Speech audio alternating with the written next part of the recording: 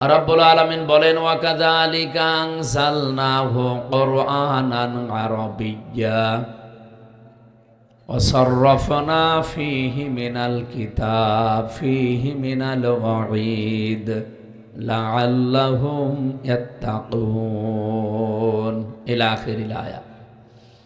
আল্লাহ পাক বলেন, ওয়াকাযালিকা আনজালনাহু, এইভাবে করে আমি কোরআনকে নাযিল করেছি, কোরআনে কারীমকে কুরআনান আরাবিয়্যা, আরবি ভাষায়। ওয়াসাররাফনা ফীহি মিনাল ওয়াঈদ, আর বিশদভাবে আমি নিজে ব্যাখ্যা করেছি এর ভেতরে। মিনাল ওয়াঈদ, এ শব্দের বাংলা অর্থ হচ্ছে সতর্কবাণী। কোরআন শরীফে যত সতর্কবাণী আছে, আজকে আমরা 5টা শুনব ইনশাআল্লাহ। কেন শুনবেন? রব্বুল আলামিন বলেন, লাআল্লাকুম তাত্তাকুন, আশা করা যায় তোমরা তাকওয়া অবলম্বন করতে পারবে। তাহলে আল্লাহর এই ধমক বলেন আর সতর্কবাণী বলেন, এগুলো শোনার দ্বারা আমাদের মানব জীবন আমরা যেন সতর্ক হয়ে চলতে পারি। তাকওয়া অর্জনের মাধ্যমে, নিজেদের জীবনকে সংশোধনের মাধ্যমে আগামীর যে বিশাল জগৎ আমাদের সামনে অপেক্ষা করছে, এ জগতে যেন আমরা হায় হতাশ না করি, কান্নাকাটি করতে না হয়, সেই কথাগুলো আজকের তেলাওয়াত কিন্তু আয়াত থেকে আমরা জানার চেষ্টা করব ইনশাআল্লাহ। দরুদ আর সালাম পাঠ করে নিচ্ছে মুহাম্মদুর রাসূলুল্লাহ, যিনি পৃথিবীর 2 নম্বরের নিয়ামত বলা হয় তাকে, রহমত। আমরা অনেকেই কোরআনে কারীম থেকে জানি বা বিভিন্ন জায়গায় শুনেছিও। আমাদের এই সমস্ত এলাকায় এগুলো চলে না। এগুলো ওই যে কুমিল্লা, নোয়াখালী, ব্রাহ্মণবাড়িয়া, এই সমস্ত জেলায় বেশি হয়। ওরা আয়াত পড়ে দলিল দেয়, ক্বাদ জাআকুম মিনাল্লাহি নূরুন ওয়া কিতাবুম মুবিন, অবশ্যই আল্লাহর পক্ষ থেকে এসেছে একটা কিতাব আর স্পষ্ট নূর। এই কথার ব্যাখ্যা করতে গিয়ে বহু নামধারী আলেম পর্যন্ত তারা দেখা যায়, তারা কোরআন শরীফ বলতে আল্লাহর কিতাবকে মনে করে, আর নূর বলতে তারা এখানে মানুষকে বোঝাতে চায় মুহাম্মদুর রাসূলুল্লাহ। সুতরাং উনি নূরের তৈরি, এই নিয়ে ফতোয়াবাজি করে শেষে দল বেদলে আলাদা হয়ে মারামারি হয়ে মানুষ মার্ডার হয়ে যায়। এখন নবী কিসের তৈরি ওই সম্পর্কে আমাদের কথা না, যার তৈরি হয় হোক। তো কোরআনে কারিমে আল্লাহ যেহেতু বর্ণনা দিয়েছে, কোরআনের উপরে তো সত্য কিতাবে পৃথিবীতে আর কিছু আছে? ক্বাদ জাআকুম মিনাল্লাহি নূরুন ওয়া কিতাবুম মুবিন, 2টা শব্দ এখানে দেওয়া আছে। এখন যদি মনে করেন শব্দ তো 2টা, জিনিসও 2টা হবে। শব্দ 1000টা হলেও জিনিস একটা হয়, এরকম জিনিস পৃথিবীতে আছে না? কি আছে বলেন তো? এই যে মাথার যে চুল, শরীরের ভেতরে যত জায়গায় চুল আছে, সব চুলের নাম কি এক? বলেন বলেন। জিনিস তো একই। মাথায় যেটা আছে, চোখের উপরে ভরু বলে আমরা যারা ডাকি, এরপরে গোপ আছে, দাড়ি আছে, আর নাই নাই বললাম, এই যে যা আছে সবগুলো আমরা কি বলে ডাকি বলেন? চুল। তো এক এক জায়গায় থাকার কারণে কি চুলই আছে না নাম পাল্টিয়েছে? বলেন বলেন। রব্বুল আলামিন এখানে যদিও নাম 2টা দিয়েছেন, জিনিস যে এক, এই জন্য এর পরবর্তী আয়াতটা আপনারা দেখেন, সূরা মায়েদার 15-16 নম্বর আয়াত, ইয়াহদি বিহিল্লাহু মানিত্তাবা'a রিদওয়ানাহু সুবুলাস সালাম। জিনিস যদি 2টা হতো তাহলে ইয়াহদি বিহি মা দিত আল্লাহ, ইয়াহদি বিহি এক বচন দিয়েছেন। আল্লাহ বলেন হেদায়েত আমি দান করি, এইটার মাধ্যমে যেহেতু বিহি এক বচন দেওয়া আছে, আগে যার বর্ণনা আল্লাহ দিচ্ছিলেন সে জিনিস নাম যাই হোক, জিনিস একটাই। এ পৃথিবীতে কোরআনে কারীম মানুষকে হেদায়েত দিতে পারে, এ ক্ষমতা এখন আর কোরআনের নেই। আর জোরে বলা লাগবে, মানিত্তাবা'আল হুদা বিগাইরিল কোরআন আদাল্লাহুল্লাহ, তিরমিজি শরীফের হাদিস। নবীজি বলেন, কোরআন বাদ দিয়ে যদি কোনো মানুষ কোনো জায়গায় ভালো হওয়ার নিয়তেও যায়, অন্য কিছু অনুসরণ করে, আমার আল্লাহ নিজে দায়িত্ব নিয়ে তারে খারাপ বানিয়ে দেয়। এই শব্দটার লোড কত টের পাচ্ছেন? এখানে যারা আলেম বসে আছে, শব্দটা যদি নবীজি দল্লা ইয়াদিল্লু দিতেন, তাহলে বাংলা অর্থ আসতো আপনি নিজেই নিজেকে খারাপ বানিয়ে ফেলেছেন। কিন্তু আদাল্লা ইউদিল্লু বাবে ইফআল থেকে আসার কারণে এর বাংলা অর্থ দাঁড়িয়েছে আপনার নিয়ত হয়তো ভালো ছিল। কোরআনের কোন শব্দ কেউ যদি বোঝার জন্য চেষ্টা করে, 500 রাকাত নফল নামাজের সওয়াব হয়। আপনি এখন পড়তে পারবেন 500 রাকাত নামাজ? এই শব্দগুলো যে বোঝাচ্ছে আমি কি বানিয়ে বানিয়ে বলবো? এটা তার গবেষণামূলক জিনিস। সারা জীবন এটা নিয়ে বিভিন্ন জেলায় মারামারি হয়ে, কেউ গরম শুননি, কেউ ঠান্ডা শুননি, কেউ মিঠা শুননি, কেউ একেবারে মানে আকীদার প্রশ্ন তুলে মানুষকে একেবারে মেরেই ফেলে, কাফের পর্যন্ত ফতোয়া দেয়। অথচ জিনিস কি আল্লাহ কোরআনে কারিমে যে ব্যাখ্যাগুলো দিয়েছেন, একটু ডিপলি চিন্তা করলে এটা নিরসন হয়ে যাওয়ার কথা। যারা আজ এগুলো নিয়ে গন্ডগোল করে, ফতোয়াবাজি করে, এমনকি নিরপরাধ মানুষের ওপরে একটা দোষ চাপিয়ে তাদেরকে সমাজের সামনে কালার করে দেয়, এই আয়াতগুলো না বোঝার কারণে। আর যদি বুঝেও কেউ বিরোধিতা করে, সেটার কথা আমরা বাদ দিলাম। আল্লাহ তাআলা বলেন যে নবীজির হাদিস এটা আদাল্লাহুল্লাহ ইফআল থেকে এসেছে, এজন্য বাংলা অর্থ দাঁড়িয়েছে আপনার নিয়ত হয়তো ভালো ছিল, আপনি এমন কোনো জায়গায় গিয়েছিলেন যে আপনি ভালো হয়ে যাবেন, কিন্তু যখন যে কোরআন শরীফ সেখানে ছিল না, হেদায়েতের এই মশাল, এই জন্য আল্লাহ নিজে দায়িত্ব নিয়ে আপনাকে গোমরা বানিয়ে দেবে, খারাপ বানিয়ে দেবে। এই হাদিসটা যে কত বাস্তব এর প্রমাণ আমাদের কুষ্টিয়ার লালনের মাজার। এখানে যারা যায় মেহেরপুর থেকে, খারাপ নিয়তে কেউ যায় না, সবাই ভালো হওয়ার নিয়তে যায়। এমনকি বউ, ছেলে, মেয়ে, বেটার বউ নিয়ে যাচ্ছে, খারাপের নিয়তে কেউ যায় না। কাউরে জিজ্ঞাসা করেন, বলে আল্লাহর ওলির দরবারে এসেছি। কিন্তু ওখানে কোরআনের কোনো নিয়ম নীতি চলে? বলেন বলেন। আমি যেহেতু এখন সদরের এমপি, ওই জায়গাটা প্রায় আমার ভেতরে, পুরাটা না, ওখানে কোটি কোটি টাকা বাজেট হয় সরকারের, বাইরের দেশ থেকে অনেক কোটি টাকা আসে কি খাওয়ার জন্য? গাঁজা। আশা করছি এবার মনে মনে সিদ্ধান্ত নিয়েছি যে এই টাকাগুলো দিয়ে যারা আসবে, এদের এই গাঁজা খাওয়া বাদ দিয়ে খেজুর আর দুধ খাওয়াবো। শরীরের শক্তিও বাড়বে, মনও ভালো থাকবে। বাবা এ মাতাল আর হবে না ইনশাআল্লাহ।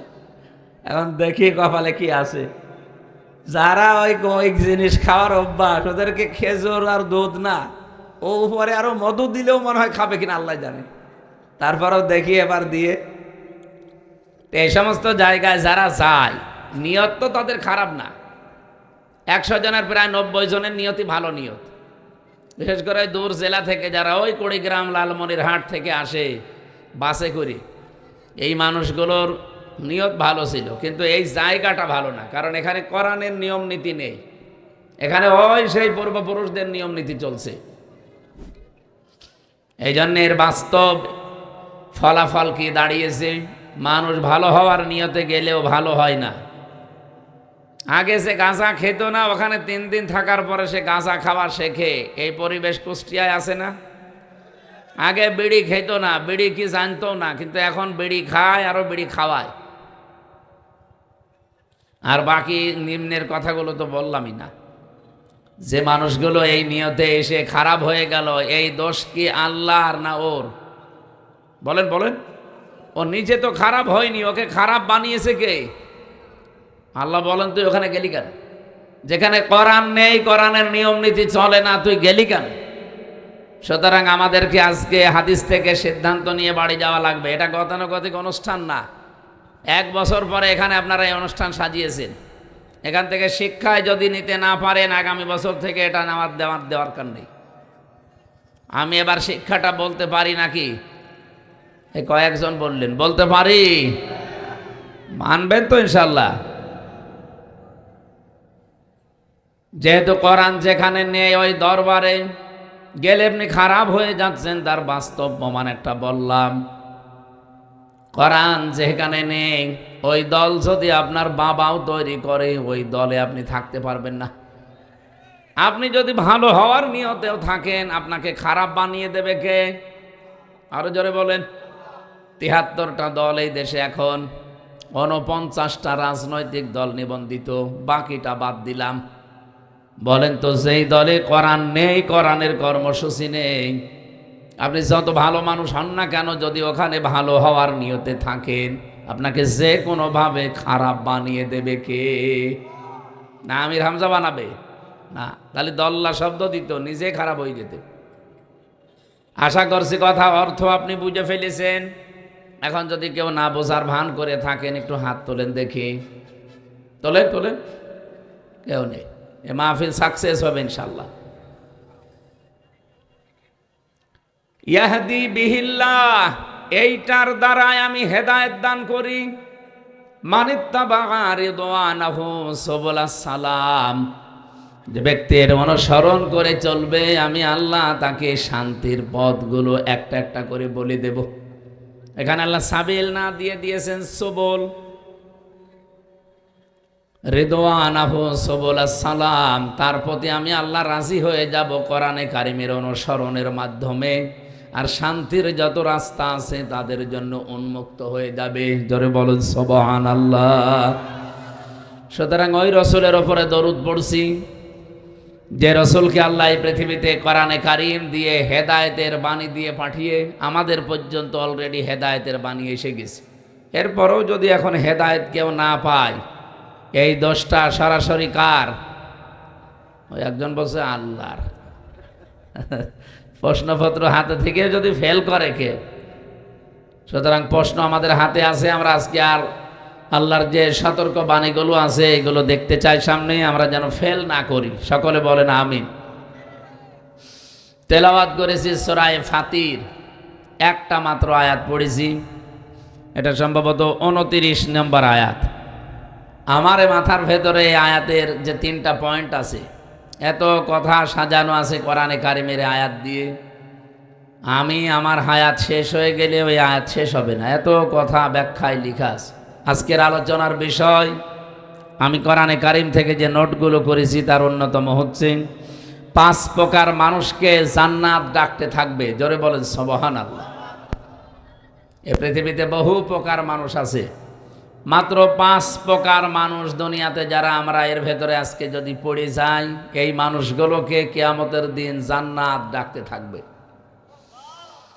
কিয়ামতের ময়দানে সর্বপ্রথম হযরতে ইব্রাহিম আলাইহিস সালাম তিনি পোশাক পরা অবস্থায় উঠবেন। মুহাম্মদুর রাসূলুল্লাহ সাল্লাল্লাহু আলাইহি ওয়াসাল্লাম সেজদায় যে পড়ার কথা আমরা জানি, 1 2 3 বছর না 50 বছর একাধারে তিনি সেজদায় পড়ে থাকবেন। রব্বুল আলামিন বলেন জান্নাতের যে দরজাগুলো আছে সর্বপ্রথম প্রতিটি দরজা ডাক দিতে থাকবে মুহাম্মদুর রাসূলুল্লাহকে। এরপরে নবীদের ভেতরে হযরত ইব্রাহিম আলাইহিস সালামকে, আর সাধারণ চ্যানেলে আমরা মানুষ যারা আছি তাদের ভেতরে ডাক দেবে সর্বপ্রথম হযরতে আবু বকর সিদ্দিক রাদিয়াল্লাহু তাআলা আনহুকে। আমার প্রশ্ন, তিনি কি করেছিলেন? জান্নাতের দরজাগুলো তাকে ডাকতে থাকবে, তিনি কি করলেন দুনিয়ায়? তিনি যে হায়াত পেয়েছিলেন 200-250 বছর, তাও না, আমাদের মতোই হায়াত তার ছিল, এই 60-70 বছরের মতো হায়াত, 63 বছর তিনি বেঁচে ছিলেন, তার জীবন থেকে পেয়েছি। কি এমন কাজ করে গেলেন যে জান্নাত তাকে ডাকতে থাকবে? নবীজি মাঝে মাঝে বলতেন তাম পৃথিবীর আকাশে যে তারকাগুলো কেউ দেখতে পাও, যদি গণনা শুরু করো হয়তো একদিন গুনতে গুনতে শেষ হয়ে যাবে। হযরতে ওমর জীবনে মুসলমান হওয়ার পরে যে নেকির কাজে আঞ্জাম দিয়েছে, ওমরের নেকি শেষ হবে না। এটা শোনার পরে হযরতে আয়েশা সিদ্দিকা রাদিয়াল্লাহু তাআলা আনহা, নবীজির স্ত্রী, হযরতে আবু বকরের মেয়ে, তিনি একটু মনে মনে আফসোস করলেন যে মনে মনে যে আমার বাবার নামটা বললে একটু ভালো লাগতো। বিশ্বনবী জানিয়েছিলেন, হযরতে আবু বকর আমাকে যে পাহারা দিয়েছিল হেরা গুহার গারের সুরের ভেতরে এক রাত, এখানে একটা রাতে পাহারা দিয়ে যে সওয়াব সে কামাই করেছে, হযরতে ওমরের সারা জীবনের নেকি দিলে ওই এক রাতের নেকির সমান হবে না। হযরতে আবু বকরকে কিয়ামতের দিন যত উম্মত আমরা দুনিয়াতে আছি নবী রাসূল বাদ দিয়ে সব উম্মতের নেকি এক পাল্লায় দিলে আবু বকরের পাল্লা ভারী হয়ে যাবে। এত ফজিলতের কথা আছে আবু বকর সম্পর্কে। হযরতে আবু বকর সিদ্দিক জীবনে যেটা করেছেন তার অন্যতম এই, তিনি কোরআনে কারিমকে একত্রিত করেছিলেন। এই এক জায়গায় করার কারণে কিয়ামত পর্যন্ত যত মানুষ কোরআন পড়বে প্রত্যেকটি সওয়াব আমল নামায় হযরতে আবু বকরের অটোমেটিক চলে যাবে। এজন্য আমরা পড়ে যা পাই উনি এমনিতেই তা পেয়ে যান। কিয়ামত পর্যন্ত যত মানুষ আমরা দুনিয়াতে আসব, যত নেকি কামাই করতে পারবো আবু বকরের মতো নেকি হবে না। তাহলে আমরা এখান থেকে একটা শিক্ষা অলরেডি পেয়ে গেছি। জীবনে যেই কয়দিন আমরা বেঁচে আছি পৃথিবীতে কোরআন কেন্দ্রিক জীবন চালাতে চাই। কি কথা বলেন না কেন? আমরা কোরআন কেন্দ্রিক জীবন চালাতে চাই। আমি আজকে তাফসীরের ভেতরে আসার সময় দেখছিলাম এই পৃথিবীতে যত কাতার আছে, দুইটা কাতার আল্লাহর কাছে সবচাইতে প্রিয় এবং তিনি ভালোবাসেন দেখলেই। এক নম্বরের কাতারের নাম, যারা নামাজের কাতারে নামাজ পড়ার জন্য যারা কাতার সোজা করে দাঁড়ায়, এই কাতারটা দেখলে আল্লাহ পাক খুশি হন এবং আনন্দ পান। দুই নম্বরের কাতারের নাম হচ্ছে ইন্নাল্লাহা ইউহিব্বুল্লাযীনা ইউকাতিলুনা ফি সাবিলিহি সাফফান কান্নাহুম বুনিয়ানুম মারসুস। অবশ্যই আমি আল্লাহ তাদেরকে বেশি ভালোবাসি, পছন্দ করি তাদেরকে যারা সীসা গলা প্রাচীরের মতো ঐক্যবদ্ধ হয়ে জমিনে দিন কায়েমের জন্য চেষ্টা চালায়। মেহেরপুরবাসী, আয়াতের মাঝখানে যে শব্দগুলো আছে প্রতিটি শব্দ এত গুরুত্বপূর্ণ। ইউহিব্বুল্লাযীনা ইউকাতিলুনা দেওয়ার পরে আল্লাহ যদি ফি সাবিলিহি না দিতেন এই আয়াত পড়তাম না। রব্বুল আলামিন বলেন, হ্যাঁ লড়াই সংগ্রাম করার জন্য কাতারবদ্ধ হয়, কিন্তু কাতার হওয়া লাগবে আল্লাহর রাহে দিন কায়েমের উদ্দেশ্যে। সীসা গলা প্রাচীরের মতো যারা ঐক্যবদ্ধ হয়ে কাতার দেয়। এ বাংলাদেশে বহু কাতার আমরা দেখতে পাই, সব কাতার আল্লাহর পছন্দনীয় ভালোবাসার। সব কাতার দেখলে আল্লাহ খুশি হন আনন্দ পান তা না। এই দুইটা কাতার আল্লাহর কাছে সবচাইতে প্রিয়। একটা নামাজের জন্য যে কাতার দেওয়া হয়, দুই নম্বরে যে কাতার দিন কায়েমের জন্য মানুষ সোজা করে। এর ভেতরে ব্যাখ্যা আছে। প্রথম নম্বর কাতারের প্রতি আল্লাহ তখনই সন্তুষ্ট হন যখন কাতারের শিক্ষাটা মানুষ নেয়। আজ 206টা দেশ আছে পৃথিবীতে, 195টা দেশ জাতিসংঘের আন্ডারে, 57টা দেশ আমরা মুসলিম। আমার মাঝে মাঝে এখন মনে হয় ইরানের এই দৃশ্য দেখে, ইসরায়েলের অবস্থা দেখে, বিশ্বের এই 200 কোটির উপরে আমরা মুসলমান আছি, কিছু না করে যদি নামাজের কাতারের শিক্ষাটা নিতে পারতাম, আমার মনে হয় ইসরায়েল পৃথিবীর মানচিত্র থেকে বিলীন হয়ে যেত। এত কিছুর পরও এখনো পর্যন্ত 57টা মুসলমান দেশ যারা দায়িত্বে আছে এখনো কাতারের শিক্ষা নিতে পারে নাই। অথচ অন্তত এই 57 দেশেই নামাজের জন্য কাতার সোজা করা হয়। নামাজের কাতারের যে শিক্ষা, প্রথম শিক্ষা হচ্ছে আপনি কাতারে দাঁড়িয়ে কাঁধে কাঁধ মিলিয়ে পায়ের সাথে পা মিলিয়ে দাঁড়িয়েছেন, বাঁকা হলে গোনা হবে আপনার। এতগুলো কথা আমি ওই যে কাবা শরীফে উনি বারবার যান, আমি কয়েকবার গিয়ে এটা দেখেছি। কাবার ইমাম, মসজিদে নববীর ইমাম যতবার উনি নামাজে দাঁড়ান, প্রত্যেকবার নামাজ শুরু করার আগে অন্তত 3 বার এই কথাটা আরবিতে বলেন যে কাতার সোজা করো। আমি ওই সময় বুঝতাম না, কিন্তু এখন টের পাচ্ছি যে কাতার সোজা করার এত গুরুত্ব কেন দেওয়া হয়।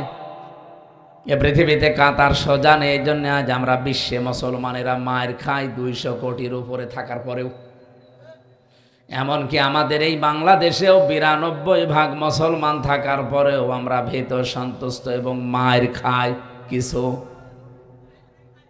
আমি নাম নিলাম না তাদের কাছে। কাতারের শিক্ষা যদি আমরা নিতে পারতাম, এত দল বেদলে আমরা আজকে বিভক্ত হতাম না। এই জন্য ওই কাতারটা আল্লাহর কাছে যেহেতু প্রিয়, নামাজের এই কাতার থেকে আমরা এই শিক্ষাটা পরিবারে, সমাজে এবং রাষ্ট্রে এবার নিয়ে যেতে চাই। যেহেতু নামাজের ভেতরে কাতার দেখলে আল্লাহ খুশি হন, তার ভালো লাগে, আমরা এই কাতারটা যদি আজ পরিবারে, সমাজে, রাষ্ট্রে নিয়ে যেতে পারতাম, আমাদের দেশের ওপরে আল্লাহ খুশি এবং রাজি হয়ে যেতেন। আজকে থেকে কাতারটা একটু নিয়ে যাওয়া যায় না বাইরে? আমার তো মাঝে মাঝে এখন চিন্তা হয়, কাতারের শিক্ষা যদি মসজিদ থেকে বের করে আজকে এই বাউট বাজারে এখানে আমরা নিয়ে যেতে পারি, এই বাউট বাজারে যতগুলো অবৈধ জিনিস আছে কালকেই বন্ধ হয়ে যাওয়ার কথা। আমরা দেখেছি বাউট বাজারে আপনি যান, 570 টাকা দেশি মুরগি ওরা কিনে নিয়ে আসে, সর্বোচ্চ 20 টাকার উপরে লাভ করা সরকারি নিয়ম নীতিতে নেই। তাহলে আপনি 590 টাকায় সর্বোচ্চ বিক্রি করতে পারবেন। কত? আপনি বাউট বাজারে যে দেখেন 570 থেকে 90 না 650 টাকা বিক্রি হচ্ছে। আমি সেদিন কুষ্টিয়াতে ম্যাজিস্ট্রেট নিয়ে রেট দিয়ে এটা দেখলাম। এটা যদি কেউ ধরা পড়ে তার 1 বছর জেল হবে, 1 লাখ টাকা জরিমানা হবে। নামাজে যেভাবে কাতার সোজা করেছিলেন আল্লাহর একটা বিধান মানার জন্যে, এখানে আল্লাহর একটা বিধান মানা হবে, সেটার নাম সেজদা। নাম কি? আরো জোরে বলেন। এই সেজদার বিধান মানতে গিয়ে কত রকমের নিয়ম নীতি বানানো হয়। প্রতিদিন 5 ওয়াক্ত নামাজে আজান দেওয়া হয়, এর আলাদা মুয়াজ্জিন আছে, খতিব আছে, ইমাম আছে, খাদেম আছে। এই মসজিদটা পরিষ্কার করার জন্যে, রক্ষণাবেক্ষণার জন্যে এলাকার মানুষের দায়িত্বশীল আছে। প্রতি মাসে মাসে কমপক্ষে 30-40 হাজার টাকা খরচ হয় একটা মসজিদ, একেবারে নিম্ন যেটা গ্রাম অঞ্চলে সেইটাও, এতগুলো মানুষ চালাতে। এ শুধুমাত্র অনুষ্ঠান করার জন্য এতগুলো মসজিদ তো দরকার না। এ অনুষ্ঠান থেকে আমাদেরকে শিক্ষা নেওয়া লাগবে। যদি সত্যি আমরা নিয়ে যেতে পারতাম, বাজারের এই অনিয়ম আমরা নামাজের কাতারের মানুষগুলো সোজা করে ফেলতাম। কিন্তু নামাজের কাতার পর্যন্ত শেষ, বাউট বাজারে পর্যন্ত যেতে পারবেন না। তো এ কাতার দেখে তো আল্লাহর ভালো লাগবে না, এ কাতার দেখে আল্লাহ খুশি হবে না। কারণ কাতারের যে প্রথম শিক্ষাটা, এটাই আমরা নিতে পারলাম না। একটা বিধান পালন করতে যদি এত তীরের মতো সোজা হওয়া লাগে, আল্লাহর এরকম বিধান এখনো পর্যন্ত আছে 499টা। কোরআনে আল্লাহ 500 বিধান দিয়েছেন, আপনি তো একটা বিধান পালন করার জন্য এত পাগল। এই 499টা বিধান আপনি পালন করবেন কবে? মেহেরপুরবাসী, গুরুত্বপূর্ণ বিষয়, খুব গুরুত্ব দিয়ে শুনবেন। নামাজের কাতার দেখলে যেহেতু আল্লাহ রাজি হয়ে যান, খুশি হন, আনন্দ পান, আমরা ওই কাতার এবার বাংলাদেশে তৈরি করতে চাই। এ কাতার ভেঙে দেওয়ার জন্য বহু ষড়যন্ত্র চলছে। রাম আর বাম অনেক আলেমকে তারা টাকা পয়সা দিয়ে কাতার যেন সোজা না থাকে তারা চেষ্টায় লেগে আছে। ঠিক বললেন বুঝে নাকি আন্দাজে? 2 নম্বরের কাতারের নাম যেটা আমরা পাই, তার নাম হচ্ছে জিহাদের ময়দানে যে কাতার আল্লাহর দ্বীন কায়েমের জন্য সোজা করা হয়, এবং সীসা গলা প্রাচীরের মতো আমরা যারা অবস্থান নেই, এই বাংলাদেশে কাতারটা একেবারেই দুর্বল, আর দুর্বল হওয়ারও কারণ আছে। রব্বুল আলামিন বলেন, আল্লাহু ইয়াজতাবি ইলাইহি মাইয়াশা ওয়া ইয়াহদি ইলাইহি মাইয়ুনিব। আল্লাহু ইয়াজতাবি ইলাইহি মাইয়াশা, এখানে সরাসরি ফাইল কর্তা আল্লাহ নিজে। রব্বুল আলামিন বলেন, আমি যাকে নির্বাচিত করি, পছন্দ করি, ভালোবাসি। এ যেতে বা করা, যাকে আমি আল্লাহ চাই, এই মানুষকে আমি আল্লাহ এই জমিনে দিন কায়েম করার জন্য কাজে লাগিয়ে দেই। মেহেরপুরবাসী বাংলাদেশের সর্বকনিষ্ঠ জেলায় আপনারা আছেন, 2টা আসন নিয়ে এই জেলা শেষ। মেহেরপুরের এই গাংনী এক থানায় মনে হয় 1 আসন। বলেন তো, এখানে 4-5 লাখ মানুষ ভোটার আপনারা বাস করছেন। এখানে আমি যেটা বুঝেছি রব্বুল আলামিনের আয়াত অনুযায়ী, সবচাইতে বেশি ভালোবাসবেন আল্লাহ তাদেরকে, তিনি তাদেরকে নির্বাচিত করে পছন্দ করে নিয়ে আসবেন দিন কায়েমের জন্য। যাদেরকে আল্লাহ পছন্দ করেন, নির্বাচিত করেন, কাদেরকে করেন বলে মনে হয় আপনার? আল্লাহ নিজের পরবর্তী শব্দে ব্যাখ্যা করে জানিয়েছেন, ওয়ায়াহদি ইলাইহি মাইয়ুনিব। সবাইকে আমি আল্লাহ এ পথে নিয়ে আসি না। এ জমিন আমার, এখানে বিধান চলবে আমার। এই নিয়মটা চালু করার জন্যে সবাইকে আমি আল্লাহ একেবারে পাইকারি হারে নিয়ে আসি না। যে লোকটা আল্লাহর দিকে ফিরে আসতে চাই মন থেকে, তাকে আমি আল্লাহ এই রাস্তায় কাজে লাগাই। এবার বাংলাদেশের দিকে তাকিয়ে বলেন, 54-55 বছর আমরা পার করে ফেলেছি, এ দেশে এখনো আল্লাহর বিধান রাষ্ট্রীয়ভাবে আমরা কায়েম করতে পারি নাই। এই জন্যে কারণ 100 জনের 51 জন হওয়া লাগবে, তারপরে দেশে দিন কায়েম হবে। যেহেতু হয়নি, 100 জনের এখনো 51 জন, এই জন্য আল্লাহর বিধান হয়ে জমিনে কায়েম করা সম্ভব হচ্ছে না। বিদেশি চক্রান্ত যেটা আছে, চাপ আছে, ওটা বাদ দিলাম। আমরা তো মুসলমান, 92% অন্তত আমরা তো আছি।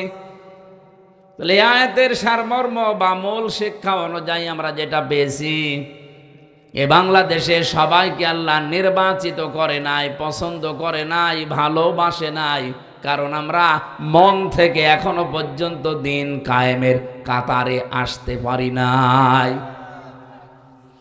আমি আশা করছি আমি যা বলেছি আপনি বুঝে ফেলেছেন। সুতরাং এই জমিনে আল্লাহ আপনাকে ভালোবাসে না বাসে না, জান্নাত আপনাকে ডাকবে না ডাকবে না, এটা আপনি নিজেই চিন্তা করে এবার বের করেন।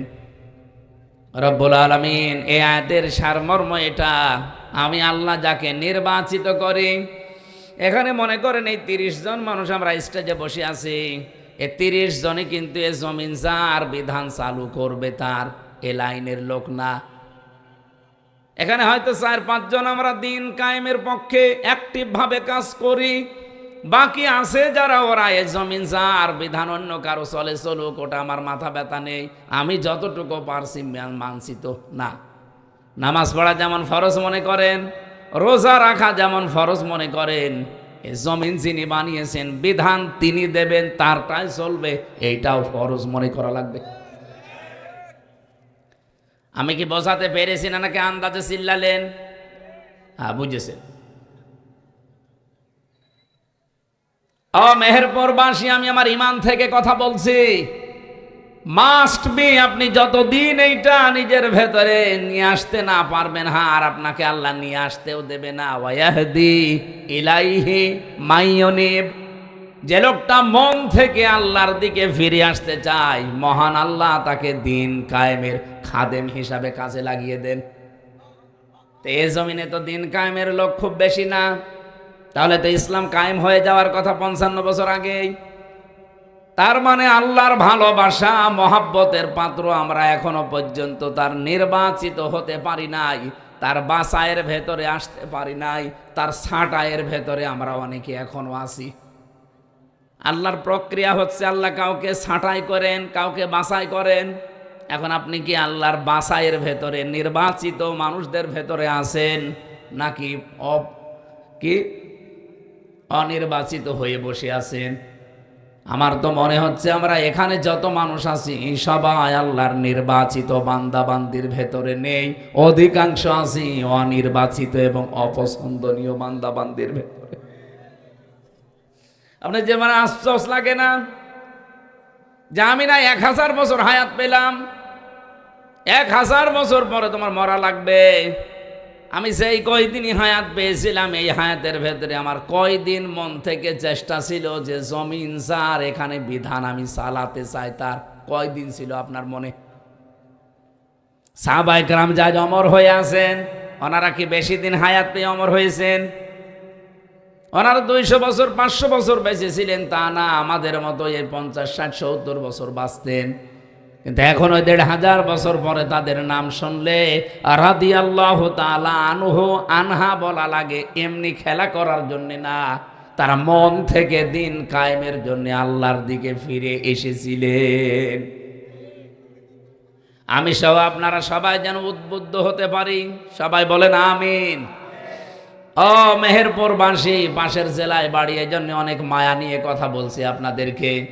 ফিরে আসেন। আপনি বেঁচে থাকা অবস্থায় যদি আল্লাহর দিন কায়েমের চেষ্টা না করেন তে আপনি বেঁচে থাকা আর কুকুর বেঁচে থাকা সমান। এটা একটু বেশি হয়ে গেল না? বেশি হয়নি, এটাই ঠিক আছে। আমি 1000 বছর হায়াত পেয়ে বেঁচে থেকে খাবার খেয়ে সন্তানাদি জন্ম দিয়ে বিশালের আকার মালিক হয়ে 1000 বছরের ক্ষমতার চেয়ারে থেকে করব কি? আমাকে তো আল্লাহ একটা উদ্দেশ্য নিয়ে জমিনে পাঠিয়েছিলেন। সে উদ্দেশ্যটাই এইটা যে জমিন আমার, এখানে বিধান চালাতে হবে আমার। আমি এখন এটা পারি নাই। 54 বছর চলছে মানুষের নিয়ম নীতি, আমিও শান্তিতে নেই, আমার এলাকাও শান্তিতে নেই। আফগানিস্তানে ছিলাম, আমি দেখেছি এখানে যে মানুষগুলো আল্লাহর বিধানটা কায়েম করে মনে হচ্ছে যে তারা জান্নাতের ভেতরে আছে। আপনি মেহেরপুরের ইসলামী ব্যাংক থেকে 20 লাখ টাকা নিয়ে এই বাউট পর্যন্ত খালি হাতে আসতে পারবেন? আসতে বলেন। আসতে হয়তো পারবেন, মনের ভেতরে কত রকমের চিন্তা আসবে আপনার। কোন জায়গায় হয়তো ছিনতাইকারী আছে, ডাকাত আছে, এমনকি পথের ভেতরে যদি ধরে টাকা দিতে না চান মেরেও ফেলতে পারে। নাকি বেশি বলে ফেললাম? আমি নিজের চোখে দেখা আফগানিস্তানে আল্লাহর বান্দা 20 লক্ষ মনে করেন বাংলাদেশের টাকা এরকম পলিথিনের ভেতরে নিয়েছে। 3 কিলোমিটার দূরে তার বাড়ি ব্যাংক থেকে। লোকটা গাড়ি পায়নি, এই জন্য হেঁটে যাচ্ছে, টাকা তুলে মনে হচ্ছে বাজার নিয়ে যাচ্ছে সব টাকা। মনের ভেতরে তার কোনো চিন্তা নেই, কোনো ভয় নেই, একটাই মাত্র ভয় আছে যে আমার আল্লাহ দেখতেছে। বলেন সুবহানাল্লাহ। আমরা এইটা চাই ভাই। আমাদের 56,000 বর্গ মাইল যেদিন এরকম হবে তখন আমাদেরও অভাব থাকবে না। এই 1628 জন মানুষ আমরা দায়িত্বে আছি এই দেশের। এখন আমি এই ছোট্ট মাথা দিয়ে চিন্তা করে দেখেছি, এই 1628 জন মানুষ যদি সত্যি আমরা হযরতে ওমরের মতো মন তৈরি করতে পারি, হযরতে আবু বকরের মতো মন তৈরি করতে পারি, আল্লাহর কসম এই বাংলাদেশ বিশ্বের বুকে 5 বছর লাগবে না, 2 বছরে দাঁড়িয়ে যাবে। হযরত আবু বকরের সন্তান আব্দুল্লাহ, উনি এসে বলছিলেন, মা আমি পায়েস খেতে চাই। সিদ্দিক আকবর তার স্ত্রী স্বামীকে এসে বললেন, স্বামী তুমি তো দেশের দায়িত্বে আছো, প্রধানমন্ত্রী, এখন ছেলে পায়েস খেতে চায় কিন্তু ঘরে সেই পরিমাণ আটা বা চাউল নেই। এক কাজ করো, এ মাস তো শেষ হতে এখনো কয়দিন বাকি আছে, বাইতুল মালে দিনই দায়িত্বে আছে, খাজানসি তারে বলো যে আগামী মাসের বেতন যেন দিয়ে দেয়। এ বেতনটা পেলে হয়তো ওই টাকা দিয়ে আমি এখনই রান্না করে দিতে পারতাম। উনি বললেন ঠিক আছে আমি দেখি, চেষ্টা করি। অর্থমন্ত্রী বলা হয়, বাইতুল মালে যিনি দায়িত্বে আছে ডাক দিয়ে বললেন আমারে আগামী মাসের অগ্রিম বেতন দিয়ে দেন। বাইতুল মালে যিনি আছেন উনি ডাক দিয়ে বলে, খলিফাতুল মুসলিমিন, আপনি আগামী মাস 1 মাস বেঁচে থাকবেন, সেই গ্যারান্টি আপনারে কে দিয়েছে? আগামী 1 মাস আপনাকে জনগণ ক্ষমতার চেয়ারে রাখবে, এ গ্যারান্টি আপনারে কে দিল? আপনি তো আজ আছেন, কাল নেই, আর মরণ আপনার এখন, এই যে কথা বলেন এখনই চলে আসতে পারে। আপনি কার ওপরে ভরসা করে 1 মাসের অগ্রিম বেতন চান? অর্থমন্ত্রীর কথা শোনার পরে বলছে আমার দরকার নেই। বাড়িতে গেলেন, স্ত্রীকে বললেন না, হবে না, যে অবস্থা, কথা শুনে আসলাম, আমার দ্বারা সম্ভব না, এই আমাকে জানিয়েছে বাইতুল মাল থেকে। স্ত্রী যেহেতু বিচক্ষণ ছিলেন, বুদ্ধিমতী ছিলেন, ডাক দিয়ে বললেন, স্বামী ঠিক আছে, আপনার কিছু করা লাগবে না। 7 দিন পরে মাস শেষ, বেতন পেলেন, রাষ্ট্রের পক্ষ থেকে যে ভাতা দেওয়া হয় এই টাকাটা পেলেন। আমার যেমন ভাতা প্রতি মাসে মাসে 55,000 টাকা আমার সংসার চালানোর জন্য সরকার দেয়। তো বলেন তো, ওনারে টাকা দেওয়ার পরে স্ত্রী যেহেতু 1 মাস এই টাকা দিয়ে সংসার চালাবে, প্রতিদিন যে খরচটা হয় ওই খরচের পরে 1 মুষ্টি করে চাউল তুলে তুলে রাখে। 15 দিন তুলতে তুলতে প্রায় 2 কেজি হয়ে গেছে। এই চাউলটা পাশের বাড়িতে বিক্রি করে ওই টাকা দিয়ে পায়েস বানিয়ে সন্তানকে দিয়েছি, আর স্বামীকে বলে আসেন, উনি খাবার খাওয়ার পরে মিষ্টি মুখ করবে, এটা খাবার সময় বলছে স্ত্রী, আমি তো এই পরিমাণে টাকা অন্তত তোমার হাতে দেইনি, পায়েস পেলি কোথায়? স্ত্রী বলে, স্বামী আমার, আমি কোনো জায়গা থেকে অবৈধভাবে নিয়ে আসি নাই, আপনার দেওয়া টাকা থেকে আমি জমিয়ে জমিয়ে 2 কেজি মতো চাল বাঁচিয়েছি, এটা পাশের বাড়িতে বিক্রি করি, সেই টাকা দিয়ে পায়েস বানানো, আপনি খান। আমার মনে হয় এর চাইতে আল্লাহর বন্ধু, আল্লাহর ওলি আর তো বলার অপেক্ষা রাখে না। স্বামী তো খুশি হয়ে যাওয়ার কথা যে কি বউ পেয়েছি আমি। খাবারটা সামনের দিকে ঠেলে দিলেন, স্ত্রী রাখো এটা, চলে গেলেন এক দৌড় দিয়ে বাইতুল মালে। খাজানসিকে ডাক দিয়ে বললেন, দেখেন, আমারে প্রতি মাসে আপনি 12,000 টাকা মনে করেন বেতন দেন, আগামী মাস থেকে 500 টাকা করে কম দেবেন। 11,500 টাকা দিলে আমার সংসার চলবে, কারণ আমি আজকে 1 মাস চিন্তা করে দেখলাম যে আমার 11,500 টাকা হলেও সংসার চলে, বাকি 500 টাকা থাকলে আমার মনে হয় রাষ্ট্রের জনগণের কাছে লাগবে। আমি এ কথাটা শুধু সুবহানাল্লাহ আলহামদুলিল্লাহ বলার জন্য বলি নাই, বাস্তব অভিজ্ঞতা। আমার কুষ্টিয়া জেলার সাবেক ডিসি জনাব ইকবাল হোসেন, আমি তার সাথে মিশে এই যে কিছুদিন তার সাথে নির্বাচিত হওয়ার পর থেকে আমি দেখলাম এই লোকটা আসলে হযরতে ওমরকে অনুসরণ, আবু বকরকে অনুসরণ করে চলতেন।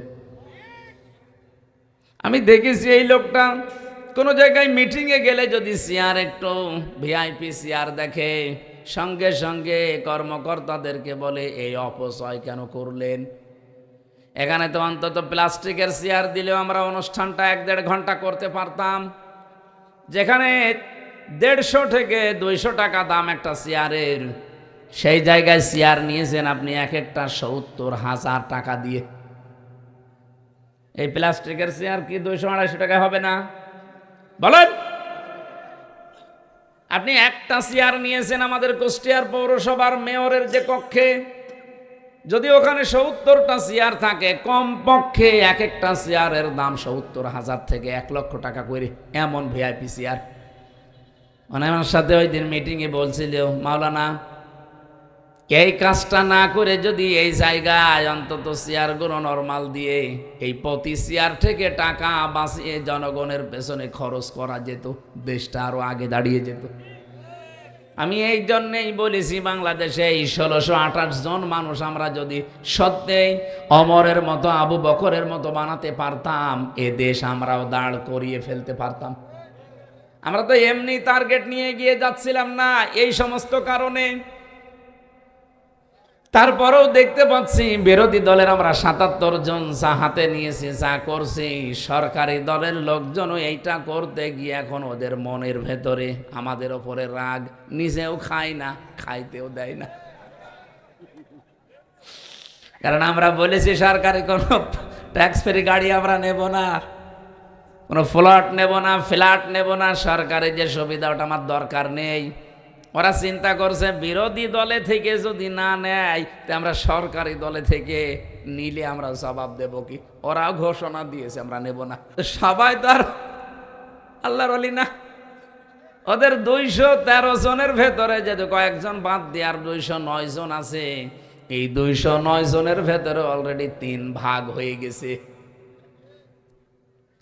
এক ভাগ বলছে নেব, আর একবার বলছে নেব না, আর মাঝখানের বলছে আল্লাহ যা করে। এরা মুসিবতে আছে। মেহেরপুরবাসী, আমি বড় আফসোস নিয়ে বলছি, এই 1628 জন মানুষ আমি মনে মনে প্রথম দিন শপথ নেওয়ার পরে ভেবেছিলাম যে আমরা এই 77 জন মিলে একেবারে তীরের মতো সোজা করে রাখতে পারবো, কিন্তু দেখছি যে না, বাস্তবতা অত সহজ না। ওনাদের ভেতরে এখন কেউ ভারত প্রেমী, কেউ আমেরিকা প্রেমী, দেশপ্রেমী মানুষ খুবই কম। যাদেরকে চেয়েছিলাম ওই মানুষগুলোকে দায়িত্বই দেয়নি। এমন এমন মানুষ দায়িত্ব পেয়েছে, দেশের প্রতি যে আয়াত পড়ে সূরা নাহালের 91 নাম্বার আয়াত পড়ে কসম করলো, শপথ নিল, সে আয়াতের একটা কথাও এখন তারা দুনিয়ার ফেরে বেপড়ে আর মানতে চায় না।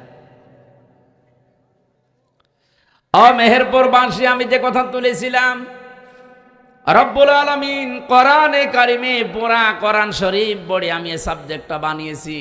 রব্বুল আলামিন 5 প্রকার মানুষকে জান্নাত ডাকতে থাকবে, তার ভেতরে অন্যতম প্রকার যারা দিন কায়েমের জন্য সীসা গলা প্রাচীরের মতো ঐক্যবদ্ধ হয়। আপনি আজকে থেকে যদি সত্যি এই লাইনে আসতে পারেন, আপনাকে জীবনেও আমি ওয়াজ করে নিয়ে আসতে পারবো না। আপনি মন থেকে যদি ফিরে আসতে চান, আল্লাহ পাক কোটি কোটি বান্দা বান্দি থেকে আপনাকে নির্বাচিত করবেন। জোরে বলেন সুবহানাল্লাহ। আর একটা সুসংবাদ আছে আয়াতে, ওয়াজাহিদু ফিল্লাহি হাক্কা জিহাদিহি ওয়াজতাবাকুম ওয়া মা জাআলা আলাইকুম ফিদ্দীনি মিন হারাজ মিল্লাতা আবিকুম ইব্রাহিমা হুয়া সাম্মাকুমুল মুসলিমিন। বলেন আমিন। সূরা হজের ভেতরে এসেছে, তোমরা চেষ্টা চালাবা, প্রচেষ্টা করবা, জিহাদ করবা, জিহাদ করার মতো সংগ্রাম করবা, করার মতো। ওয়াজাহিদু ফিল্লাহি হাক্কা জিহাদি হুয়া জিতাবাকুম, তিনি সে আল্লাহ যিনি তোমাদেরকে নির্বাচিত করেছেন। কোটি কোটি মানুষ এই বাংলাদেশে, 18 কোটির উপরে, সবাইকে আল্লাহ এই সীসা গলা প্রাচীরের মতো দিন কায়েমের জন্য, আল্লাহর বিধান কায়েমের জন্য এই মন দেয়নি। যাদেরকে দিয়েছে এদের ওপর যদি কোনো বিপদ আপদ আসে, এই বিপদ আমার আল্লাহ নিজে বলেন আমি দূর করে দেব, থাকতে দেব না। কথা বুঝেছেন আপনারা? এটা না, আমরা যারা সত্যি মন থেকে জমিন যার বিধান চালাবো তার, আমাদের পদ্ধতিতে ভুল থাকতে পারে, কিন্তু ইখলাস যদি আমাদের থাকে, মন থেকে যদি আমরা কাজ করতে পারি, আল্লাহর কসম বিপদ আপদ ষড়যন্ত্র আসবে আমরাও জানি। আমি জেলখানায় 3 বছর একটা দোয়া বেশি বেশি পড়েছি, আল্লাহুম্মা ইন্না নাজআলুকা ফি নুহুরিহিম ওয়া নাউযু বিকা মিন শুরুরিহিম। হে আল্লাহ, তোমার পথে চলতে গিয়ে যে বাধা বিপত্তিগুলো আসে, এগুলো হয়তো আমি কন্ট্রোল করতে পারবো না, আমি মোকাবেলা করাও সম্ভব না। এই যত ষড়যন্ত্র আছে, যত দুর্বিসন্ধি হচ্ছে, সব কিছুর মোকাবেলায় আল্লাহ তোমাকে আমি রাখলাম। জোরে বলেন আমিন। আজ আমাদের এই ছোট্ট বাংলাদেশ নিয়ে যে ষড়যন্ত্র চলছে, এর মোকাবেলায় আমরা কাকে রাখবো বলেন তো? কারণ আমাদের তো সেই ক্ষমতা, সেই শক্তি এখনো হয়ে ওঠেনি। কারণ শয়তানের দলে লোক বেশি থাকে, সবচাইতে বড় বিষয়, আমাদের প্রতিবেশী নামে যারা কলঙ্ক, এটা রেকর্ড হচ্ছে। আমি জানি তারা আমাকে শত্রু ভাববে, ভাবুক। এই পৃথিবীতে যত দেশ আমি ঘুরলাম, প্রত্যেকটা দেশের পাশে মুসলমান দেশ কম বেশি পেলাম, এমনকি খ্রিস্টান দেশ, বৌদ্ধ দেশ, তারাও যদি থাকে তারা বন্ধুত্বের মতো আচরণ করে। আপনি মালয়েশিয়া যান, মালয়েশিয়া আর সিঙ্গাপুরের বর্ডার মাত্র একটা ছোট্ট খাল, অথচ কোনো তার কাটা নেই। পাসপোর্ট দেখাবেন, খাল পার করে আপনাকে ঢুকিয়ে দেবে। যান পাশে থাইল্যান্ড, ওখানে বৌদ্ধরা বেশি বাস করে, কোনো তার কাটা নেই, বিশাল এলাকা। শুধু আপনি যাবেন, পাসপোর্ট দেখিয়ে শেষ করে দেবে, আবার বের হয়ে চলে আসবেন। কিন্তু আমরা এমন একটা প্রতিবেশী পেয়েছি, তার কাটা দিয়ে তো ঘেরা আছেই, মাঝে মাঝেই তার কাটায় মানুষ ঝুলিয়ে রাখে। এ দেশটা না দাঁড়ানোর পেছনে কারণই আমাদের এই প্রতিবেশীরা। এই যে মুক্তিযোদ্ধা রাজাকার, এই যে দ্বন্দ্ব লাগিয়ে রেখেছে আজ 55 বছরে দাদা বাবুরা, আমরা যেন মাজা খাড়া করে দাঁড়াতে না পারি। এর ভেতর প্রায় 8টা পয়েন্ট আছে। ওরা আমাদেরকে এই 55 বছর এটা ভুলতে দেয়নি। এ রাজাকার মুক্তিযোদ্ধা, আমার মনে হয় এখানে আমরা যারা আছি 100 জনের খুব বেশি হলেও 10 জন পাওয়া যাবে ওই জামানার, বাকি আমরা তো সবই এই জামানার। তাই আমাদের কাছে ওই পুরাতন গল্প বলে এখন আমাদের ভেতরে ডিভাইডেড করে আপনি কি হাসিল করতে চান? পরবর্তী প্রজন্মের ভেতরে এই বিষ বাষ্প যারা ভেতরে ঢুকিয়ে জাতিকে বিভক্ত করে ফায়দা লুটতে চান, তারা দেশেরও শত্রু, মানবতারও শত্রু।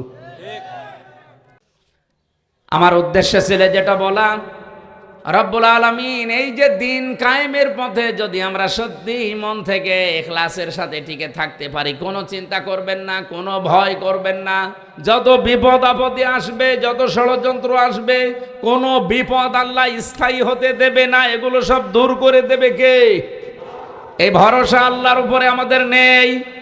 আরো জোরে বলেন, আছে কিনা? যে 5 প্রকার মানুষকে এই পৃথিবীতে জান্নাত ডাকতে থাকে, তার 1 নম্বরে যেহেতু এরা, আপনি আছেন কিনা এবার ভাবেন। আর আপনি থাকবেন না এ কারণে, কারণ আপনি মন থেকে এখনো আল্লাহর দিকে ফিরে আসেননি। 2 নম্বরে আজকের তেলাওয়াতকৃত আয়াতের ভেতরে আছে, ইন্নাল্লাযীনা ইয়াতলুনা কিতাবাল্লাহ, নিশ্চয় যারা তেলাওয়াত করে আল্লাহর কিতাব। কার কিতাব? আরো জোরে বলেন। এই আয়াতের ব্যাখ্যায় একটা হাদিস পেয়েছি, এদিকে তাকান, নাকি শেষ করে দেব? নবীজি বলেন, মান ক্বারাআল কুরআনা ফাস্তাযহারাহু ফাহাল্লা হালালাহু ওয়া হাররামা হারামাহু আদখালাহুল্লাহুল জান্নাহ ওয়া শাফাআহু ফি আশারাতিন মিন আহলি বাইতিহি কুল্লুহুম ক্বাদ ওয়াজাবাত লাহুন নার। তিরমিজি শরীফের হাদিস। আল্লাহর নবী বলেন, যে ব্যক্তি কোরআন শরীফ পড়ে, আরে কোরআনে কারিম পড়ার পর এর হালাল বিষয়গুলো হালাল জানার পরে মেনে নেয়, হারাম বিষয়গুলো হারাম জানার পরে ছেড়ে দেয়। বলতে যত সহজ মনে হইল আমার কাছে, শুনতে যত সহজ মনে হচ্ছে আপনার কাছে, বলেন তো এটা মেনে চলা অত সহজ? আরো জোরে বলেন। শব্দের দিকে খেয়াল করে পড়েছেন, কোনদিন হাদিসটা শুনেছেন? মান ক্বারাআল কুরআনা, যে ব্যক্তি কোরআন পড়ে। এখানে আমার মনে হয় 100 জনের কমপক্ষে 70 জন মানুষ কোরআন শরীফ এদিক ওদিকে পড়তে পারবেন। কথা বলছেন না কেন? ফাহাল্লা হালালাহু ওয়া হাররামা হারামাহু, এর হালালকে হালাল জানার পরে যারা মেনে নেয়। আমরা তো হালাল জিনিস কতগুলো জানি, এরপরও আমরা মানতে পারি না, এরকম পরিবেশ বাংলাদেশে নেই। আমি তো বাউট বাজারের উদাহরণটা দিলাম। আপনি হালাল কিছু জানার পরও মানতে পারবেন না, সিন্ডিকেট করে এমনভাবে রেখে দিয়েছে আপনি না খেয়ে মুরগি। কোন দোকানে যাবেন, সবগুলো দোকানদারেরা সিন্ডিকেট করে রেখে দিয়েছে। এদের উপরে যারা আছে তাদেরও সিন্ডিকেট আছে, এদের উপরে যারা আছে তাদেরও সিন্ডিকেট আছে। আমি কি বেশি বললাম না? ঠিক আছে। তার মানে এ দেশে আমি হালালকে হালাল জানার পরও আজ মানতে পারছি না। প্রত্যেকটা দিক আর বিভাগের সিস্টেম বাংলাদেশে এইটাই।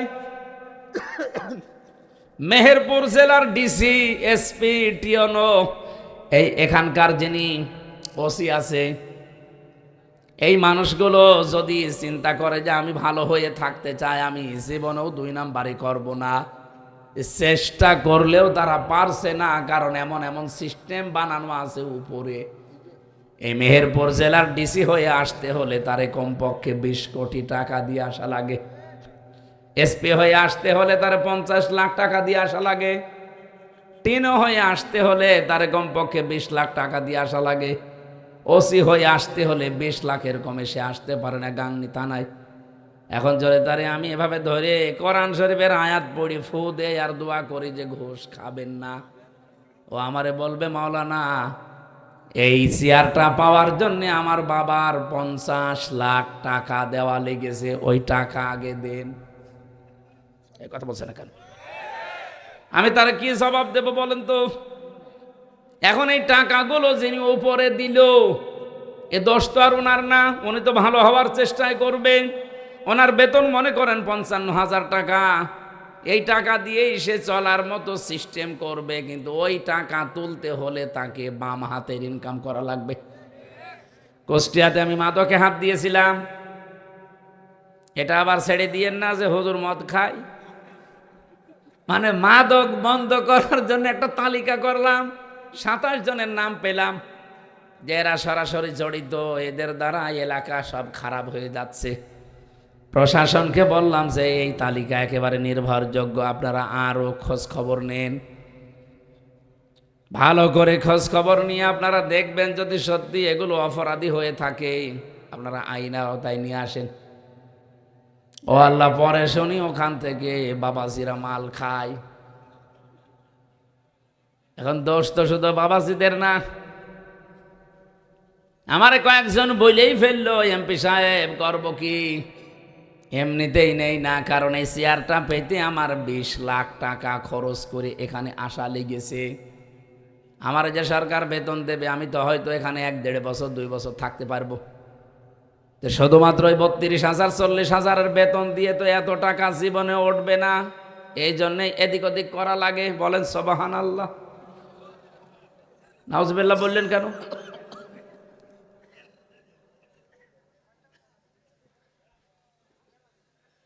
যাদের তালিকা করে দিলাম তারা এই রাত 10টা 11টা 12টায় আমার বাড়িতে নিস্তালায় এসে বলে মাওলানা হুজুর মানুষ এমপি হয়েছেন, অসুবিধা নেই, আমাদের নামে তালিকা দেন। আমাদের কাছে তো বাবাজির আগে জিনিস নিয়ে যায়, তালিকা যতই দেবেন ধরবে না। এখন এই দোষ শুধু যারা এই কয়জন আছে এদের না, এদের উপরে যারা এই 20 লাখ 50 লাখ 20 কোটি টাকা নিয়েছে ধরা লাগবে তাদেরকে। এই জন্যই বলছিলাম 1628 জন মানুষের মন যতদিন পর্যন্ত আবু বকরের মতো ওমরের মতো তৈরি না হবে, এ দেশে শুধু ওয়াজ নসিহত করে ভালো করা সম্ভব না। নবীজির হাদিসের ভাষা দেখেছেন, কোরআন যারা পড়ে ফাহাল্লা হালালাহ, ফা দিয়েছেন মাঝখানে, এর হালালকে হালাল জানার পরে যারা মেনে নেয়, ও বাংলার মানুষেরা, যেহেতু হালালকে হালাল আমরা জানি কিন্তু মানতে পারি না, এরকম পরিবেশ নেই। কয়েকটা তো উদাহরণ দিয়ে বললাম আছে, তার মানে আমরা পারছি না। আর হারামকে হারাম জানার পরেও ছেড়ে দিতে পারছি না। ঘুষ দেওয়া হারাম জানে না কে? এক কথা বলেন না কেন? আমার বাবাও তো জানতো ঘুষ দেওয়া হারাম, অথচ 3 বছরে আমার এই মামলাটা প্রায় 40 বার কোর্টে তুলেছে, সিএমএম কোর্টে, জজ কোর্টে, হাইকোর্টে। আর এক একবার তুলতে কমপক্ষে 1.5 লাখ 2 লাখ টাকা খরচ হয়েছে। আমার বাবা জানার পরেও দেওয়া লেগেছে, কারণ উপায় নেই। যদি না দিয়ে ওভাবে রেখে দেয় আমি কিয়ামত পর্যন্ত জেলেই থাকবো। এরপরও রিমান্ডের পর রিমান্ড, যেভাবে কষ্ট দিয়েছিল রিমান্ডে আমারে, আমার আশপাশে যারা ছিল তারা পর্যন্ত দিনের বেলায় আমার সাথে দেখা হলে কন্দন করত যে এত কষ্ট সহ্য করে আপনি সব বলে দিতে পারেন না, ওরা যা যা বলে ওইটা মেনে নিলেই তো আপনার এক্ষুনি ওই জেলখানায় দিয়ে দেবে, এই রিমান্ডে আর রাখবে না। ওই কথাগুলো বলার জন্য আমি এখানে তুলি নাই, তুলেছি যে আমার বাবা এই যে প্রতিবার রিমান্ডে ওদেরকে বলতো যে মারধর করবেন না, জুলুম অত্যাচার করবেন না, আপনারা যা চান আমি দেব। প্রতিবার নতুন নতুন মামলা দেওয়ার ভয় দেখায় আর বলে 10 লাখ টাকা দেন। বাবা এদিক ওদিক করে 8 লাখ টাকা দিয়েছে। ও শয়তানরা কথা তো রাখে নাই, টাকাও নিয়েছে, মামলাও দিয়েছে। আগস্টের 5 তারিখের পরে সব পালিয়েছে। আমি এখনো পর্যন্ত আমার মামলার আয়ু ওই মিজান করে খুঁজতেছি, পাচ্ছি না। একদিন মোবাইলে একটু কথা হয়েছিল, আমারে বলছে হুজুর মাফ করে দিয়েন। কে বলছে? আমি আপনার মামলার আয়ু মাফ করে দেব, টাকা ফেরত দেন। টাকাটা ফেরত দিয়ে দেন, মাফ করে দেব। টাকা ফেরত দেবেন না মাফ চান মানে? শুধু আমার কাছ থেকে নেননি, আকিস গ্রুপে চাকরি করতাম, সেখানেও 32 লাখ নিয়েছে। একটা বৈধ গাড়ি তারা দিয়েছিল চড়ার জন্য, গাড়িটা আটক করে এমন ভাবে পেঁচিয়ে মামলা দিয়েছে, গাড়ির দাম 1,25 লাখ, 1 কোটি টাকা লেগেছে গাড়ি শুধু ছাড়াতে। কি জুলুম করেছিল বলেন তো? এই যে আমরা জানা শোনার পরও তো বাধ্য হয়েছি এগুলো দিতে, নাই তো আমাদের জীবন একেবারে শেষ করে দেবে। এই হাদিসটার বর্ণমানি ছিল, আপনি কোরআন পড়েন, হালালকে হালাল জানার পরে মেনে নেন, হারামকে হারাম জানার পরে ছেড়ে দেন। যেহেতু আমরা একটাও মানতে পারছি না, হাদিসের 3টা পয়েন্ট চলে গেল। ফাহাল্লা হালালাহু ওয়া হারামা হারামাহু আদখালাহুল্লাহুল জান্নাহ। নবীজি বলেন আল্লাহ তাকে যেন জান্নাতে দিয়ে দিয়েছে। সুবহানাল্লাহ বলতে পারেন না? আল্লাহ তাকে জান্নাতে দেবে এ কথা এখানে নেই। আদখালা ইদখিলু এতে অতীতের শব্দ। নবীজি বলেন যদি সত্যি কোনো এলাকায় কোনো দেশে কোরআন মানুষেরা পড়ে আর এর হালালকে হালাল জেনে মানতে পারে, হারামকে হারাম জানার পরে ছেড়ে দিতে পারে, এমন পরিবেশ আল্লাহ তৈরি করে দেবে, মনে হবে যেন ওটা জান্নাত হয়ে গেছে। আদখালাহুল্লাহুল জান্নাহ, আল্লাহ তাকে জান্নাতে প্রবেশ করিয়ে দিয়েছে। মানুষ তো মারা গেলে জান্নাতে যাবে, অথচ এই হাদিসের বাণী কি? আদখালাহুল্লাহুল জান্নাহ, সে যেন জান্নাতে চলে গেছে। সুবহানাল্লাহ বলতে পারেন না?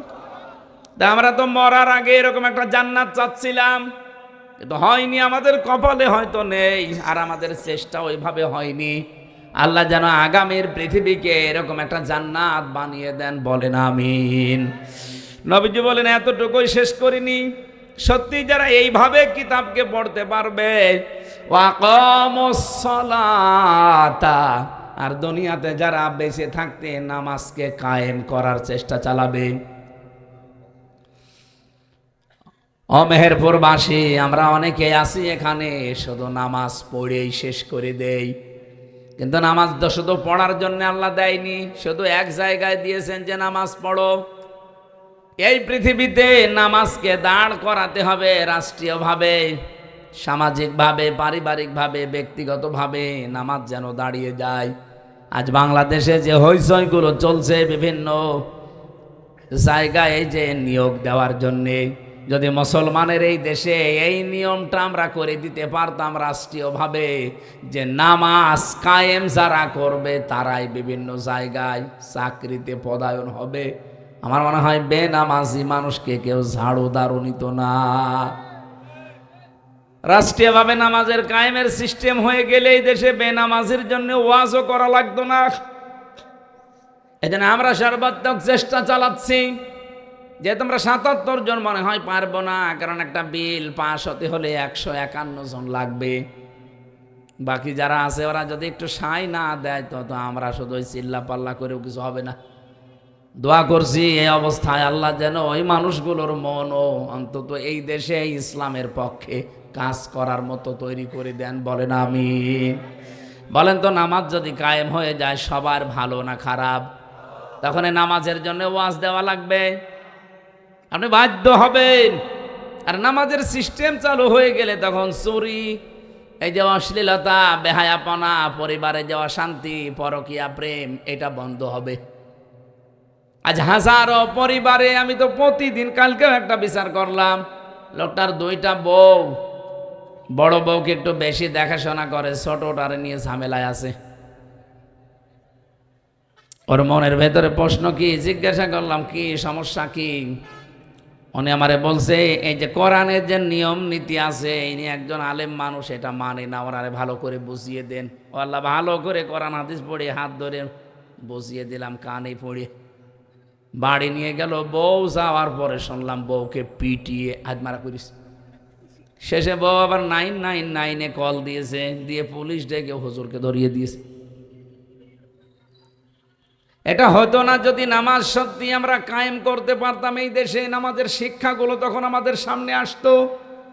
মেহেরপুরবাসী বহু পরিবারে আমরা দেখতে পাচ্ছি পরকীয়া প্রেমের কারণে স্বামী আর স্ত্রী দুইটা সংসার, বাচ্চাগুলো জাহান্নামের মাঝখানে পড়ে থাকে। একটা রোগ, এই রোগের একটা ঔষধ আছে। যারা এখানে আছেন যে বিয়ের পরে 1-1.5 মাস 2 মাস 5 মাস নিজের বউ ভালো লাগে, এরপরে 2 বছর 3 বছর পরে আর নিজের বউ ভালো লাগে না, অন্যের বউ দেখলে কেমন যেন ভালো লাগে। এরকম মানুষ নেই? নিজের বউ প্রথম প্রথম ভালো লাগতো, এই 2-2.5 বছর 5 বছর পরে আর নিজেরটা ভালো লাগছে না, অন্যেরটা দেখলেই কেমন যেন ভালো লাগে। এরকম আছেন কারা? হাত তোলেন তো। নেই, এখানে নেই।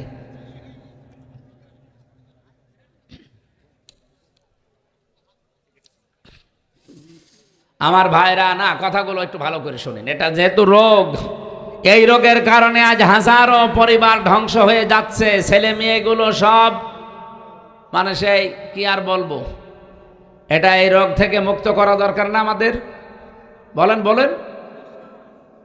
কোরআনে কারিমে আল্লাহ ঔষধ দিয়েছেন আমাদের জন্য, যারা এই রোগে রোগী আছেন।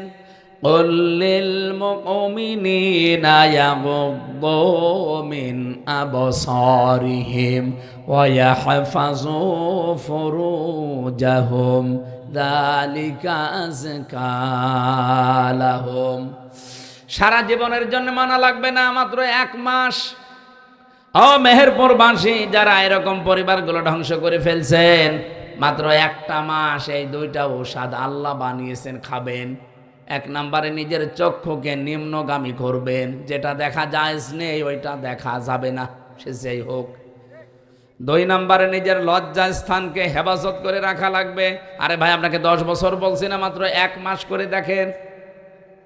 আল্লাহ বলেন যালিকা আযকা লাহুম, এইটাই পবিত্র পন্থা। আমার তো মনে হচ্ছে আল্লাহর এই ঔষধ আমরা যদি সত্যি মেনে নিতে পারি। আমি পরীক্ষিত কিছু মানুষকে ঔষধ দিয়েছি, তারা এসে ঘুরে বলেছে যে আমরা ফল পেয়েছি। আপনার যে যাদের এরকম মন মানসিকতা হয়ে গেছে, যারা পরকীয়া প্রেমী আছেন অলরেডি, তারা এটা করে দেখেন। 1টা মাস শুধু নিজের চোখকে কন্ট্রোল করে রাখবেন, নিজের লজ্জাস্থানকে হেফাজত করেন, আবার নিজের স্ত্রীকে আগের মতোই মনে হবে। ঠিক শুধু একজন বলল, বাকিগুলো ফেরেশতা বসে আছে।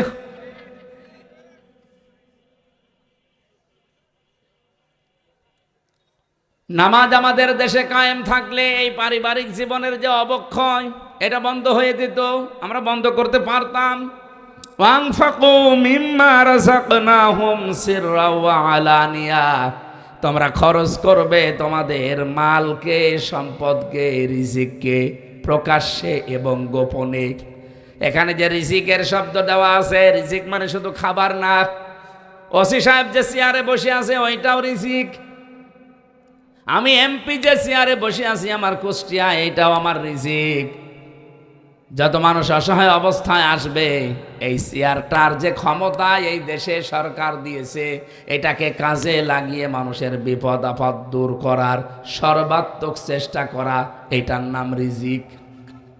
আল্লাহ বলেন এ খরচ করার জন্য যদি প্রকাশ্যে গোপনে মানুষ চেষ্টা চালায়, ইয়ারজুনা তিজারাতাল লান তাবুর, এ মানুষগুলো আশা করতে পারে এমন একটা ব্যবসার, যেই ব্যবসা করলে কোনো ক্ষতি নেই, কোনো লস নেই। জোরে বলেন সুবহানাল্লাহ। 3 নম্বরে পেয়েছি এই পৃথিবীতে ন্যায় বিচার যারা কায়েম করতে পারে, এই মানুষগুলোকে জান্নাত কিয়ামতের দিন ডাকতে থাকবে। 4 নম্বরে পেয়েছি যারা যৌবনে আল্লাহর ইবাদত বন্দেগী করে, এই মানুষগুলোকে কিয়ামতে জান্নাত ডাকতে থাকবে। 5 নম্বরে দুনিয়ার জীবনে যারা অন্যের উপরে দোষ না দিয়ে নিজের উপরে দোষ চাপিয়ে নেয় তাদেরকে ডাকতে থাকবে। সারা বাংলাদেশে এই গোনাটা এত বেশি, মেহেরপুরেও আছে। নিজে অন্যায় করে আর এই অন্যায়টা একটা নিরপরাধ মানুষের উপরে, নিরপরাধ দলের উপরে, নিরপরাধ গোষ্ঠীর উপরে চাপিয়ে তাদেরকে কালার করে দেয়, এমন মানুষ নেই? আরো জোরে বলেন। এটা মেয়েদের ভেতরে একটু বেশি। এটা আর একটা কয়েকটা অর্থ আছে, এর তহমত বলে, বহতান বলে, এই যে চকলখড়ি বলে, এর কথা ওর কাছে লাগানো, ওর কথা ওর কাছে লাগিয়ে সম্পর্ক নষ্ট করে দেয়। এটা এত মারাত্মক অপরাধ আল্লাহর কাছে। যে এলাকায়, যেই দেশে এই অপরাধটা ব্যাপক আকার ধারণ করে, আল্লাহ পাক বলেন আমি আস্তে আস্তে ওখান থেকে আমার রহমতের দরজা বন্ধ করে দেই। সুতরাং আপনাদের উচিত, আমি যেহেতু হেদায়েতমূলক কথা বলছি, এবার এই গণাটা যারা করছেন, এই চকলখড়ি করা, তালাতালি করা, এটা বন্ধ করেন, নয়তো এলাকায় বসবাসের অযোগ্য হয়ে আমরা কিন্তু পড়ব। মুসা আলাইহিস সালামের জামানায় একবার বৃষ্টি বন্ধ ছিল অনেক দিন। চাটিয়াল ময়দানে সবাইকে নিয়ে দোয়া করলেন, আল্লাহ বৃষ্টি দাও। 3 বার দোয়া করার পরে বৃষ্টি হয় না। মুসা নবী তো রাগী নবী, রেগে গেছে। ডাক দিয়ে বলে, রব্বুল আলামিন, এগুলো নয় আমার উম্মত, আমার মায়া লাগে, কিন্তু তোমার তো বান্দা, তোমার মায়া লাগে না। আল্লাহ বলেন মায়া লাগে, কিন্তু বৃষ্টি দেব না। উনি বলছেন না, দেওয়া লাগবে। আল্লাহ বলছেন দিতে পারি, কিন্তু তুমি যাদের নিয়ে মোনাজাত করছিলে এর ভেতরে একজন নামিমা, তালাতালি করা মহিলা আছে, এর কথা ওর কাছে লাগায়, খালি সম্পর্ক নষ্ট করে দেয়। এই মহিলাকে নিয়ে যদি দোয়া করো তুমি, নবীর দোয়াও কবুল হবে না। মুসা নবী বলছে, আল্লাহ তুমি শুধু নাম বলো, দেখো কি করি। আরে ঘাট ধরে বের করে দে। আল্লাহ বলছেন না, আমি নিজেই নাম ধরতে কথা বলে পছন্দ করি না, আর এখন আমি নাম ধরলে তুমি সবার ভেতরে অপমান করবা। উনি বলছে, আল্লাহ আমি তো আর আলিমম বিজাতি সুদূর না, যে মানুষের মনের খবর জানি, তা আমি জানবো কি করে যে অন্যায়টা ও করছে। আল্লাহ পাক বলেন, এই গোনার কথাটা শুধু ওই ময়দানে যে বলবা, যে এই গোনায় আছে সে তাওবা করে, সবাইকে নিয়ে তাওবা করলে সেও তাওবা করবে। উনি চাটিয়াল ময়দানে গেলেন, বললেন আমার উম্মতেরা দোয়া 100 বার করলেও কবুল হবে না। এখানে এমন একজন লোক আছে, এমন একজন মেয়ে লোক আছে যে তালাতালি করে, এর কথা ওর কাছে লাগায়, ওর কথা ওর কাছে লাগিয়ে সম্পর্ক নষ্ট করে, তার জন্য দোয়া কবুল হচ্ছে না। কিন্তু আমি জানি না কে এটা। আমি আজকে এখানে একটা তাওবা ওপেন করে দিলাম, সবাইকে নিয়ে তাওবা করব। এই তাওবা করতে গিয়ে আমার আশা যে সেই মহিলাও তাওবা করবে। তাওবা করলেন, ওই মহিলাও তাওবা করেছে। তাওবা মানে শুধু আস্তাগফিরুল্লাহ না, এটা তো একটা বাক্য। তাওবা মানে আমি স্বীকৃতি দিলাম আমি অপরাধী। তাওবা মানে আমি জীবনের মতো ফিরে আসলাম। তাওবা মানে এই অপরাধ আর আমার জীবনে আর কোনোদিন করব না। আমি আগে নাচ গান দেখতাম, মনে করেন, আমি তওবা করে ফিরে আসতে চাই, তাহলে প্রথমে আপনাকে অনুশোচনা করা লাগবে, অনুতপ্ত হওয়া লাগবে আল্লাহর কাছে। 2 নম্বরে স্বীকৃতি দেওয়ার পরে আপনি ফিরে আসবেন যে না, আমি আর এই রাস্তায় আর কোনোদিন যাব না। 3 নম্বরে জীবনে যদি কোনোদিন আবার সুযোগ পাই, আমি আবার গান দেখব। বলেন বলেন না, আমি সুযোগ পাওয়ার পরে ওয়ালাম ইউসিররু আলা মা ফাআলু ওয়া হুম ইয়ালামুন, তারা সুযোগ পাওয়ার পরে এই গুনাহটা রিপিট করে না, এই মানুষটা তওবায় কবুল হয়। সুতরাং এই পৃথিবীতে আমরা যারা তওবা করতে চাই, ওই মহিলার মতো যদি তওবা করতে পারি যে আমি অনুশোচনা করছি, অনুতপ্ত হচ্ছি, আল্লাহ আমি স্বীকৃতি দিলাম আমি এই গুনাহটা আর করব না, জীবনে সুযোগ পেলেও কোনোদিন আমি আর এরকম অবস্থায় যাব না, এই সিদ্ধান্ত নেওয়ার পরে মুসা নবী শুধু মোনাজাত করতে বাকি, বৃষ্টি সঙ্গে সঙ্গে হতে দেরি হয়নি। মেহেরপুরবাসী এইরকম গুনাহ আছে তো আমাদের এলাকায় অহরহ চলছে। এই জন্য আল্লাহর বহু রহমতের দরজাগুলো আল্লাহ বন্ধ করে দিচ্ছে।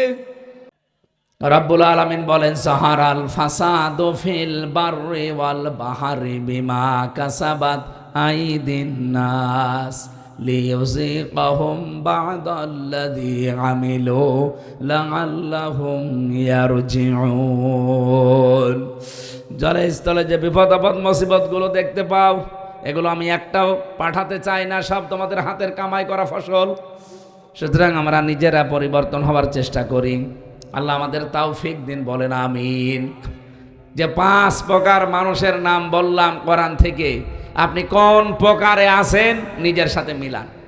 আল্লাহ যেন এই 5 প্রকারের যে কোনো এক প্রকারে আমাদের কবুল করেন, বলেন আমিন। 1 নম্বরে যারা দিন কায়েমের জন্য ঐক্যবদ্ধ হয়, 2 নম্বরে যারা কোরআনে কারিম তেলাওয়াত করে, 3 নম্বরে এই জমিনে যারা নামাজ কায়েমের জন্য চেষ্টা চালায়, 4 নম্বরে যারা ন্যায় বিচার কায়েমকারী হয়, 5 নম্বরে যারা যৌবনে ইবাদত করে এবং মানুষের দোষ চর্চা বন্ধ করে। আল্লাহ আমাদেরকে 5 প্রকারের ভেতরে যেন শামিল রাখেন, বলেন আমিন।